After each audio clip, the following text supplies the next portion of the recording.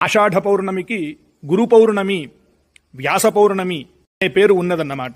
వేదవ్యాసుల వారికి మాత్రమే జరుపుకునేటటువంటి ఈ పౌర్ణమి రోజున విశేషంగా వ్యాసుల వారికి నమస్కరించడం, అర్చన చేయడం వలన మనకి గురుకృప అద్భుతంగా కలుగుతుంది. ఎందుకనగా విశేషంగా ఏకరాశిగా ఉన్న వేదాన్ని 4 భాగాలుగా సులభగ్రాహ్యం చేసిన వారు వ్యాసుల వారు. వీరు ఇంకా చేసినటువంటి 18 పురాణాలు, 18 ఉపపురాణాలు, విజ్ఞాన సర్వస్వమైన మహాభారతాన్ని, బ్రహ్మసూత్రాలను, కలియుగ మానవాళికి కర్మ, భక్తి, జ్ఞాన మార్గములను కూడా ఉపదేశించారు. ప్రాపంచిక ఆధ్యాత్మిక జీవన విధానాలను సమన్వయము చేసుకోవడంలోనే మానవ జీవిత వికాసం ఉందని వ్యాసుల వారు బోధించారు.